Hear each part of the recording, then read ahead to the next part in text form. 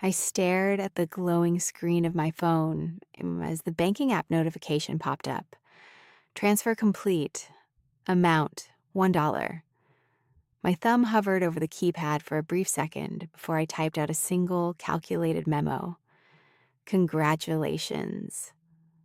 Then I pressed send.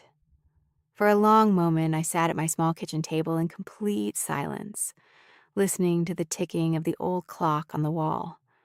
Outside, the Chicago neighborhood looked like it always did on a crisp summer afternoon. A delivery truck rumbling down the asphalt, a neighbor mowing a lawn. The world outside hadn't changed at all.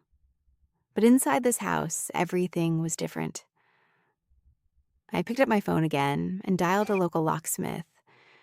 Keeping my voice entirely calm, I requested every single lock on my house to be replaced that very day. Front door, back door, side entrance. When the locksmith asked if I had lost my keys, I looked up at the framed photograph hanging in the hallway. A picture of my daughter Chloe when she was 7 years old, smiling with a gap-toothed grin. I simply told him I wanted them changed right away. 2 hours later, the locksmith handed me 2 brand new keys and drove away. Exactly 20 minutes after that, someone began pounding violently on my front door. "Mom!" I recognized Chloe's voice instantly, frantic and sharp as she rattled the doorknob. "What the hell? My key isn't working."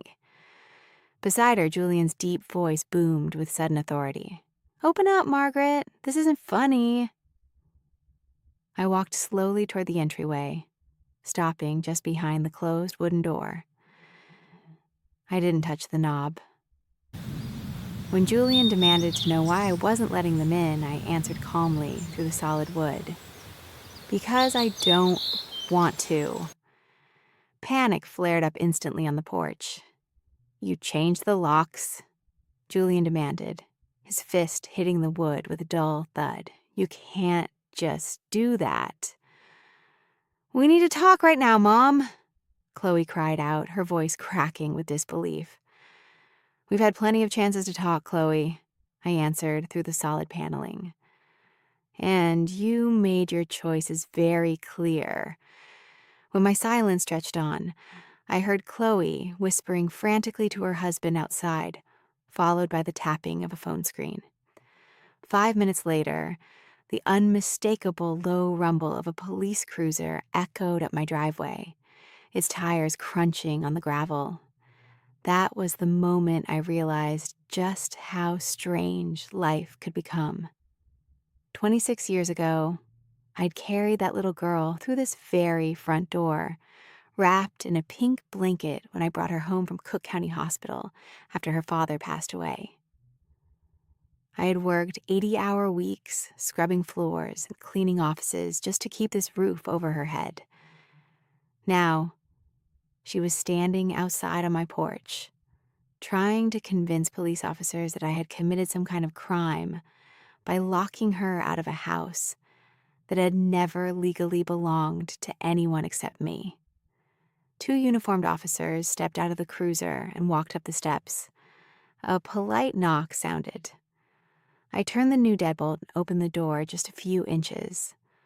Officer Davis, the female officer in charge, asked me calmly if the 2 individuals lived there or had permission to enter. I answered truthfully that they did not live here anymore and no longer had my permission. Julian stepped forward indignantly. "Officer, she's my mother-in-law. She locked us out intentionally." Officer Davis raised a calm hand, cutting him off, and turned back to me to confirm I was safe and sole owner of the property. Satisfied, she stepped back and spoke directly to my daughter. "I'm sorry, miss, but your mother hasn't committed any crime," Officer Davis said firmly. "This is a private residence, and she's the legal homeowner. As an adult, you do not have an inherent legal right to access someone else's property without permission. If she changed her locks, that is entirely within her rights." Chloe looked stunned, stammering that she used to live here and still had things inside, but the officer cut her off. explaining it was a civil matter for housing court, not a police issue, and ordered them to leave. Julian's face flushed a deep, angry red. "This is ridiculous. We're family." Officer Davis stood her ground until Julian finally grabbed Chloe by the arm and pulled her back toward their SUV. Before stepping into the vehicle, Chloe turned her head, her eyes meeting mine through the narrow gap of the door. There was no anger left in her face, only a sudden, crushing realization. I didn't wave. I simply closed the door, locked it with my new key, and let the heavy click echo through the empty house. When the police cruiser finally backed down the driveway and the red taillights faded into the Chicago evening, the silence in my house felt different. It wasn't peaceful anymore. It was heavy, thick with memories I'd spent a lifetime trying to protect. I walked down the dim hallway and stopped in front of the bathroom mirror. I turned on the overhead light and held my hands up under the glow. 25 years. That is how long I have worn the uniform of a night shift custodian at St. Jude Hospital. Look at these fingers. The skin across the knuckles is permanently red, dry, and mapped fine lines that no hand cream has ever been able to erase.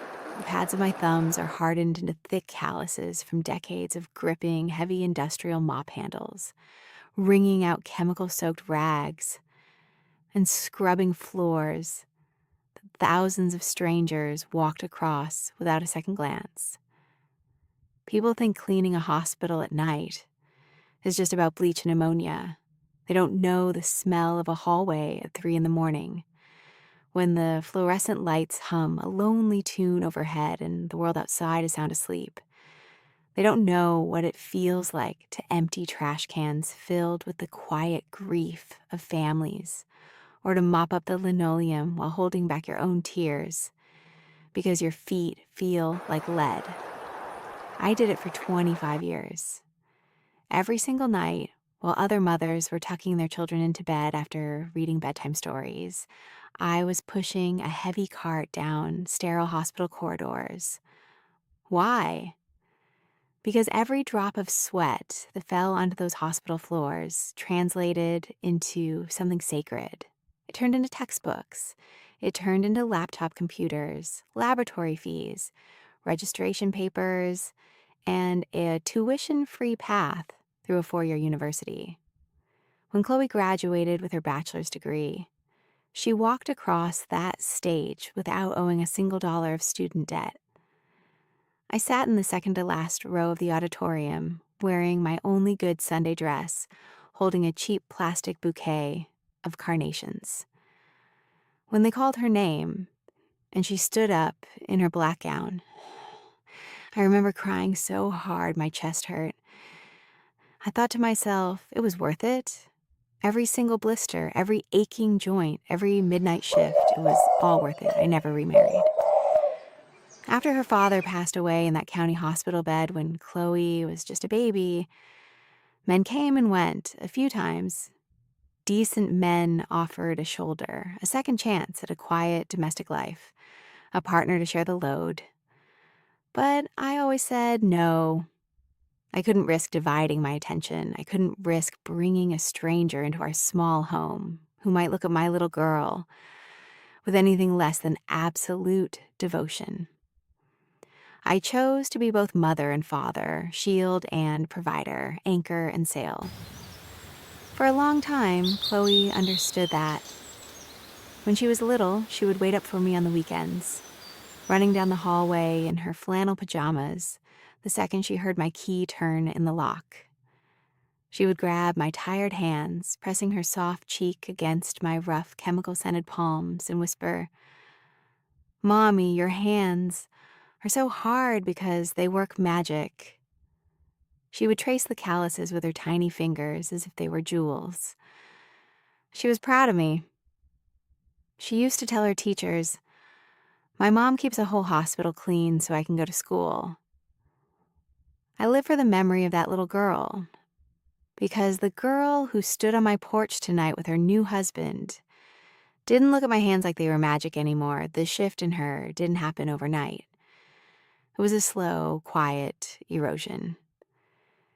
It started when she got accepted into a prestigious university downtown and began making friends from families with vacation homes in Aspen and trust funds set up before they were born.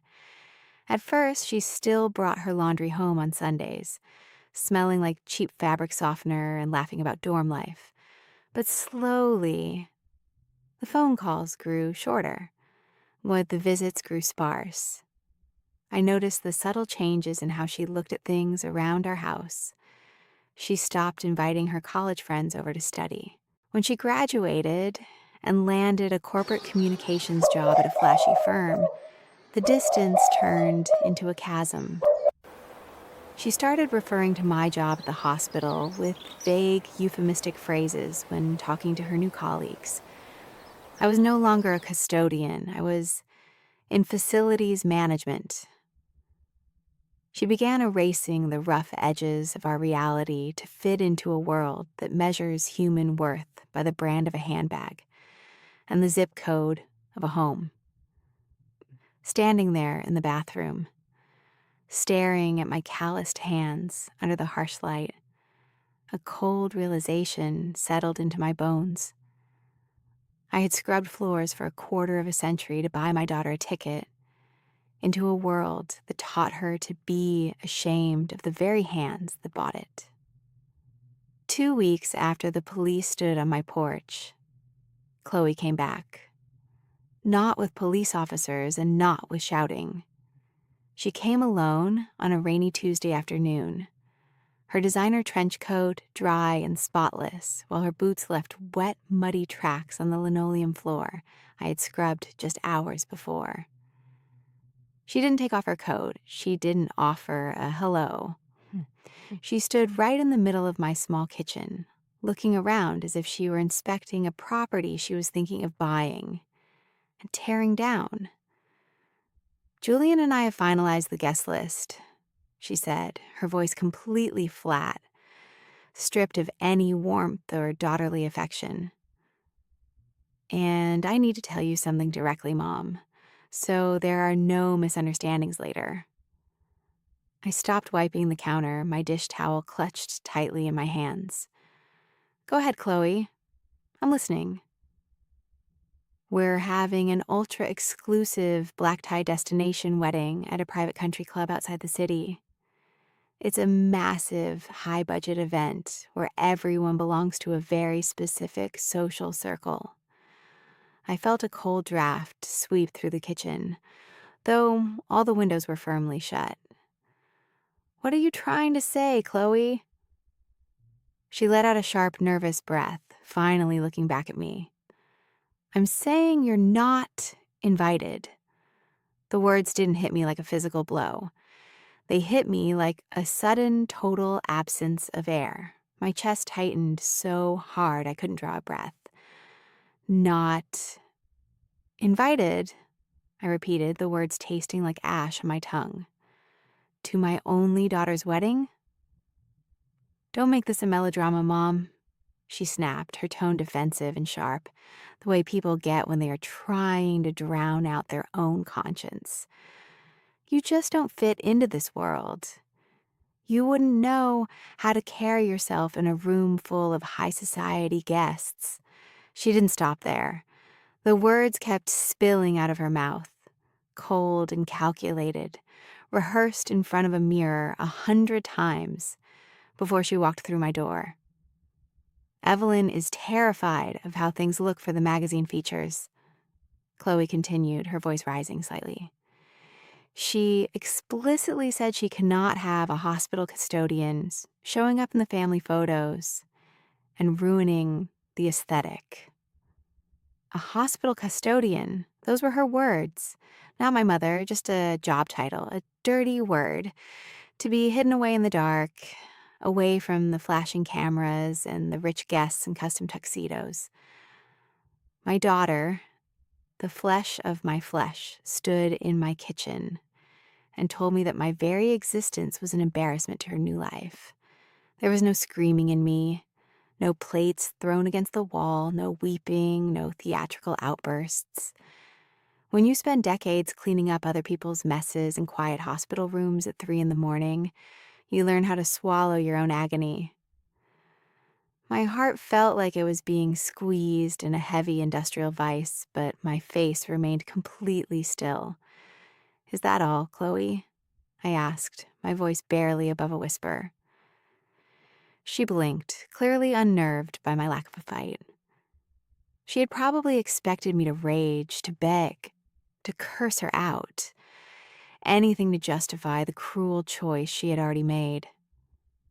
Instead, I just looked at her, really looked at her, and saw a stranger wearing my daughter's face. "I thought you'd understand," she muttered, grabbing her handbag strap a little too tightly. "I'm just trying to secure my future. Julian and I are going to be living in a different tax bracket, Mom. You need to stay in your lane." With that, she turned around and walked out. The front door clicked shut behind her, soft and final. I stood alone in the quiet kitchen for a very long time. The rain tapped against the glass. Slowly, mechanically, I walked down the hallway to my bedroom and opened the closet door. Hanging near the back, protected inside a cheap plastic garment bag, was a navy blue pantsuit. I had saved up for 3 months to buy it at a local department store sale, intending to wear it proudly in the front row of my daughter's wedding. I unzipped the bag, ran my fingers over the smooth fabric, and then slowly zipped it back up. I didn't cry then either. But as I closed the closet door, I knew something inside me had broken into a million tiny, unfixable pieces. My daughter had just erased me from her life to make room for strangers who wouldn't even piss on her if she was on fire. On the Saturday of the wedding, while hundreds of high society guests were pulling up in luxury sedans to the St. Clair Country Club, I was sitting quietly on a park bench, holding a cardboard cup of lukewarm black coffee. I wore my everyday jacket and comfortable walking shoes. Tourists walked by, completely unaware of the old woman sitting among them. I didn't go to the country club. When you spend 25 years cleaning hospital floors, you learn early on that forcing yourself into a room where you are not wanted only brings humiliation, not answers. Instead, I chose the park, listening to the distant hum of city traffic. It wasn't happiness I felt sitting there, but it wasn't despair either. It was a strange, hollow kind of peace, and the kind you find after you finally stop fighting a war you were never meant to win. As afternoon turned into evening, I walked the few blocks back to my quiet neighborhood as the sun dipped below the horizon. When I unlocked my front door and stepped inside, a soft knock sounded on the screen a moment later. It was Martha, my next-door neighbor of nearly 20 years. She's a retired widow with hands as weathered as mine, though hers carry the gentle flower dust of a baker rather than hospital bleach. Without a word, she pushed open the door, holding a warm, heavy ceramic plate wrapped in a plaid kitchen towel. "Fresh apple pie," Martha said softly, her eyes meeting mine with a quiet, knowing warmth. "I baked too much this afternoon, and it smelled lonely sitting on my counter. Thought we could share a slice." We sat at my small kitchen table under the pale light of the overhead bulb. We didn't talk much about the wedding, and she didn't ask why I wasn't dressed up or where my daughter was. She just poured 2 cups of tea, cut 2 thick slices of warm pie with a hint of cinnamon, and sat across from me. In her silent company, the heavy walls around my chest eased up just a little bit. That is the grace of neighbors. They don't need explanations to offer kindness, and they don't ask for a piece of your soul when you're broken. After Martha went home and the dishes were washed, the house settled back into a profound, echoing quiet. The clock on the kitchen wall ticked loudly in the dark. I picked up my phone from the counter and opened social media for the first time that day. My thumb scrolled down the screen, and instantly the glowing display filled with professional photographs uploaded from the St. Clair Country Club. There was Chloe, radiant in a custom white silk gown that must have cost more than 6 months of my hospital salary. There was Julian, smiling in his tailored tuxedo, looking every bit the polished corporate air. And there were his parents, standing proudly on either side of the newlyweds, under an arch of imported white roses. I scrolled through photo after photo. Group shots with college friends from the city, elegant table settings, sunset kisses on the lawn, mother and son dances, father-in-law toasts, frame after frame of absolute perfection. And in that vast digital gallery of my only daughter's wedding day, there was not a single trace of me, no empty seat left intentionally open in the back row. No quiet corner for the woman who carried her through every fever, every heartbreak, every tuition payment, and every silent night. I had been completely, cleanly edited out of her life, like a smudge on a clean window wiped away by someone who wanted a better view. I stared at the small screen until the light began to blur my vision. For the first time in over 25 years, since the cold hospital night I buried my husband, I let myself break. There was no screaming this time, no slamming doors or angry phone calls, just a quiet, shattering realization.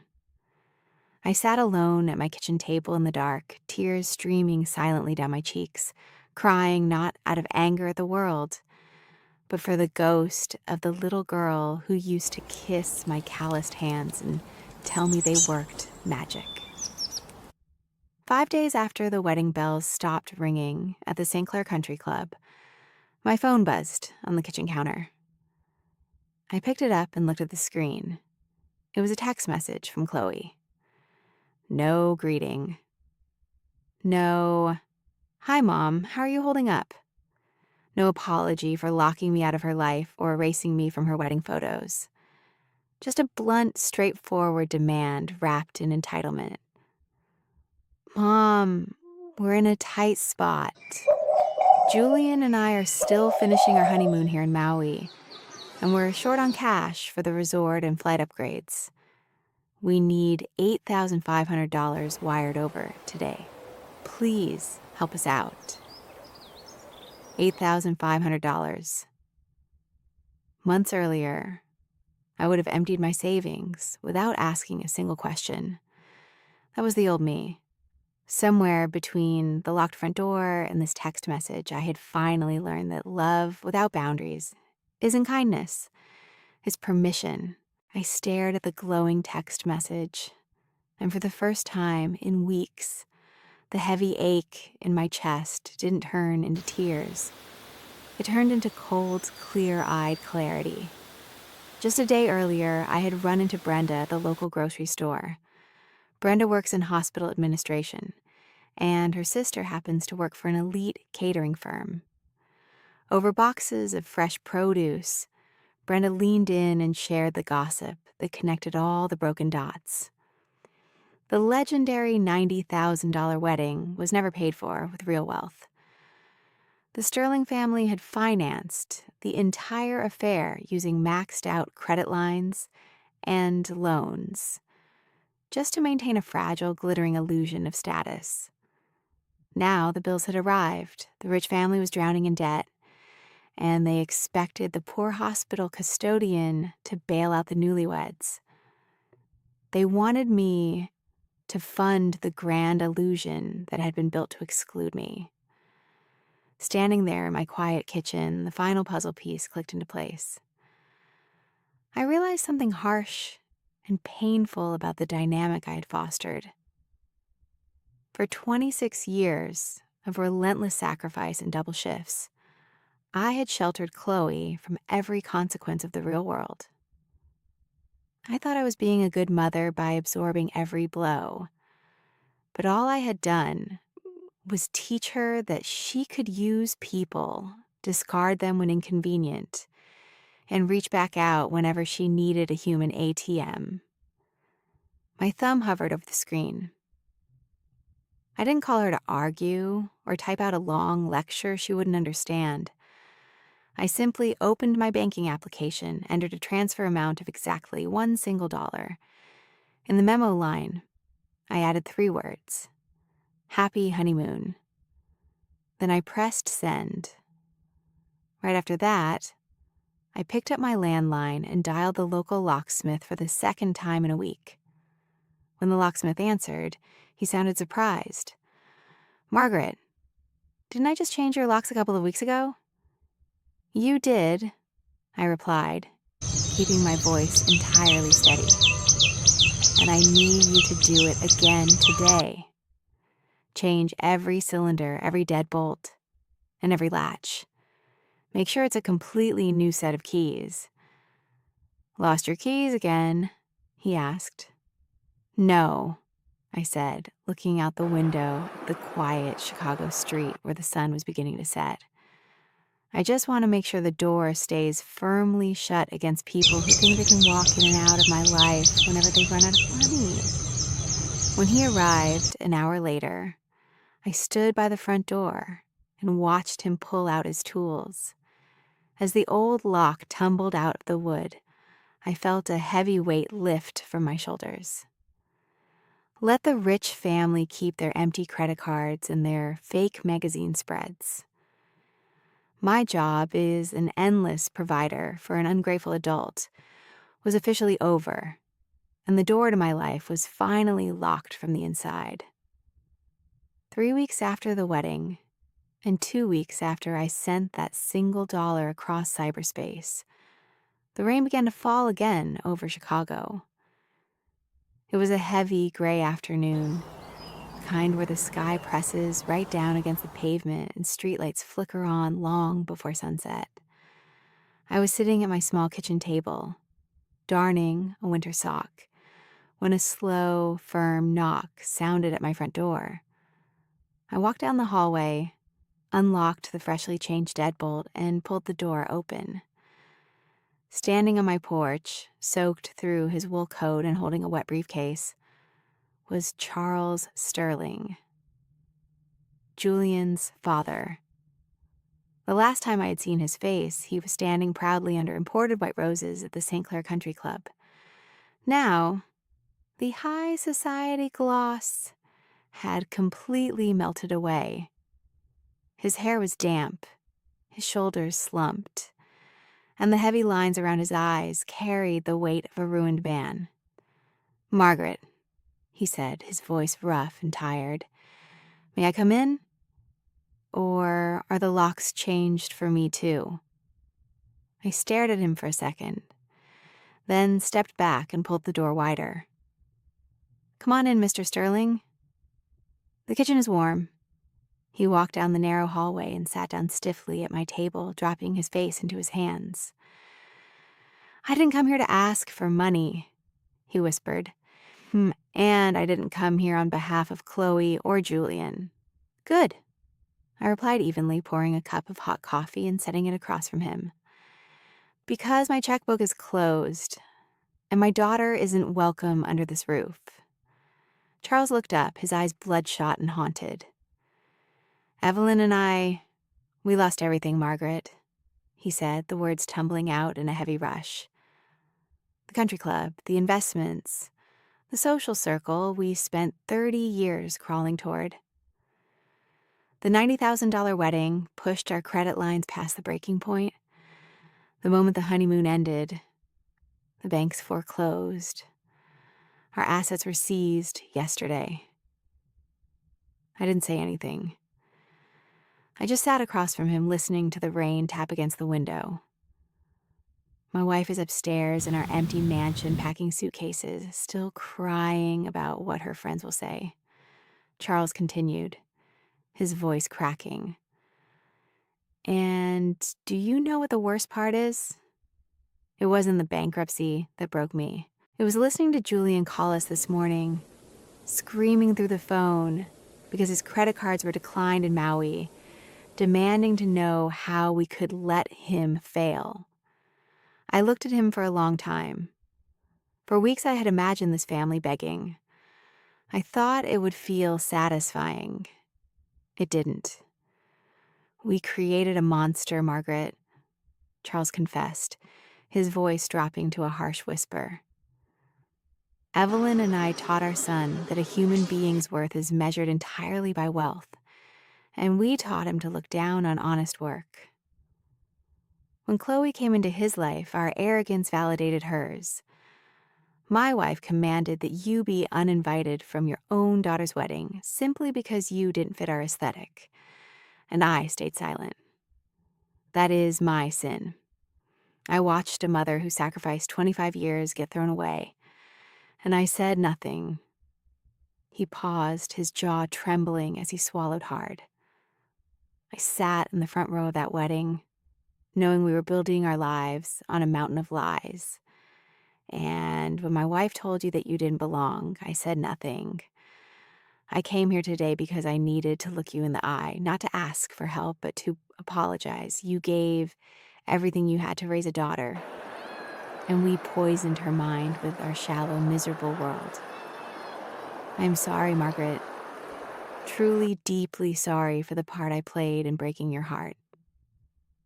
The silence in the kitchen returned, heavy and profound. The rain slowed down to a steady murmur against the glass. I looked at the rich man sitting in my modest kitchen, stripped of his status and his illusions. I didn't feel the burning rage I had carried for weeks. I didn't feel triumphant either. I just felt a quiet, sorrowful pity for both of us. Two parents who had spent our entire lives breaking our backs, only to realize too late that the greatest wealth we could ever give a child is humility, and the greatest poverty is a soul wrapped in gold. The fairy tale collapse didn't take years. It took barely a month. The moment the honeymoon ended in Maui, the glittering illusion of Chloe's high society marriage evaporated into thin air. Without my hard-earned savings to bail them out, and with Charles and Evelyn's assets seized by the banks, Julian's true colors surfaced instantly. The man who had promised her a life of luxury turned out to be as hollow as his parents' credit cards, and the expensive apartment they rented downtown became a battleground of bitter recriminations and mutual blame. One rainy afternoon, while I was away at the hospital for a late shift, Chloe came back to our old neighborhood. She had used her old spare key, not realizing I'd changed all the locks weeks prior, only to find the key turning uselessly in the deadbolt. Panicked, desperate to escape her crumbling reality, and seeing the kitchen window slightly ajar, she managed to push it open and climb back into the house she had spent months trying to erase from her resume. She didn't come to apologize. She was looking for money or emergency cash hidden in a drawer, but she found something far more dangerous instead. In the back of the hallway closet, tucked underneath a stack of my old winter blankets, was a heavy cardboard box she hadn't seen since she was a little girl. Inside were her father's old work boots and a small, leather-bound journal that belonged to the husband I lost when she was just a baby. Curiosity getting the better of her, Chloe sat down on the edge of my bed and opened the worn cover. Pages of her father's handwriting spilled out, gentle, loving words written about his hopes for our daughter, dreaming of the day she would grow up to be kind, grounded, and true to herself. And tucked neatly between the final pages of the journal was a thick envelope addressed to Chloe, written in my own handwriting during one of the hardest winters at the hospital years ago, when we had nothing but instant noodles and each other. With trembling fingers, she pulled out the folded sheets of paper and began to read my old letters. "My dearest Chloe," the ink read, slightly faded by time. "If you are reading this, it means you have grown into a strong, brilliant woman taking on the world. I write this because I want you to remember where we came from. People in this world will try to measure your worth by what you own, what labels you wear, and who is standing next to you at a fancy dinner party. They will teach you to look down on calloused hands and quiet sacrifices. But never forget that every single blister on my fingers was a brick laid to build your freedom. If you ever have to choose between the cold, flashing lights of superficial society and the warm, worn-out hands of your mother, choose me. Because no spotlight on earth will ever love you, shelter you, or warm your soul the way my hands have done." For the first time, she understood that every opportunity she'd ever had carried my fingerprints. The silence of the empty house wrapped around her like a physical weight. Chloe dropped the letter onto the quilt. The bravado, the corporate confidence, the cold distance she had worn like armor for the past 3 years. It all shattered into a million jagged pieces. She looked down at her own manicured hands, the soft skin that had never known a hard day's labor, and then looked around the small bedroom filled with memories of a mother who had worked 25 years in the dark, just so she could stand in the light. When I unlocked the front door later that evening, after finishing my shift, the house felt strangely different. The front door was securely shut, but as I walked down the dim hallway toward my bedroom, I saw her. Chloe was sitting huddled on the floor against the bedroom door, clutching her father's old journal to her chest like a shield. Her designer coat was stained with dust. Her makeup was completely ruined by hours of heavy, uncontrollable crying, and her whole body was shaking with deep, racking sobs. She didn't try to look away. She didn't stand up to defend herself or smooth down her clothes. She just looked up at me with red, swollen eyes, the exact same eyes of the little girl who used to wait up for me in flannel pajamas. "I traded everything, Mom," she choked out, her voice breaking into a raw, desperate wail as she reached out a shaking hand toward me. "I traded the only person who ever truly loved me. For people who didn't even care if I existed. I'm so sorry. Please, please let me come home." She wept with a profound, soul-crushing agony, the painful realization of someone who had already woken up from a greedy dream, only to find the only real treasure she ever possessed was the mother she had thrown away. The following Saturday afternoon, the rain had finally cleared, leaving behind a crisp, clean autumn chill in the Chicago air.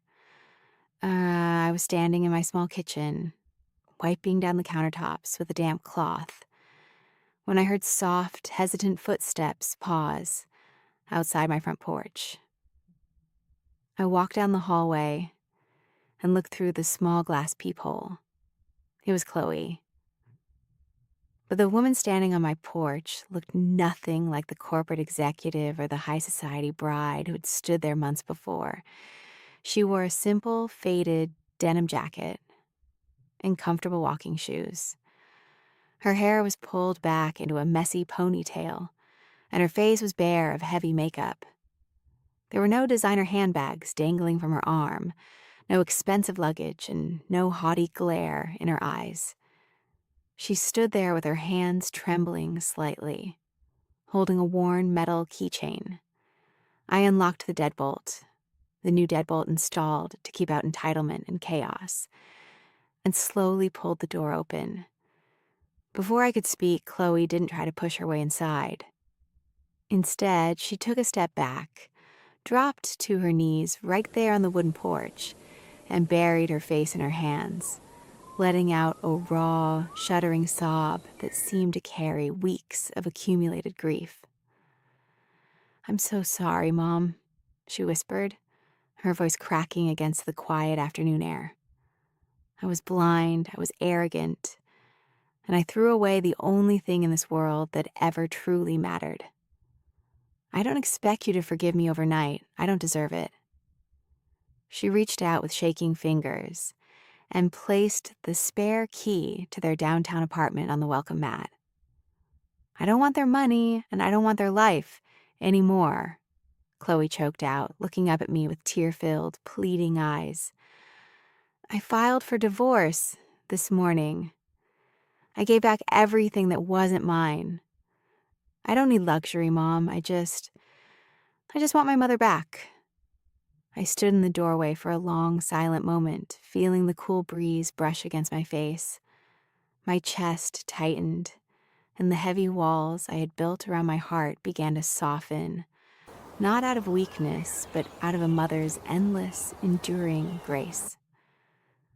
I didn't open the door wide enough to let her walk right back into the old cycle of dependency. True healing means standing firm while giving someone the space and the tools to rebuild themselves from the ground up. I stepped forward, bent down, and pulled my daughter into my arms. We knelt together on the front porch, holding each other tightly as the autumn leaves drifted down around us. I kissed the top of her head, feeling her tears soak through the shoulder of my everyday sweater. "I forgive you, Chloe," I whispered softly into her hair. "And you can always come home. But this time, you walk on your own 2 feet. We build our lives honestly, together, step by step."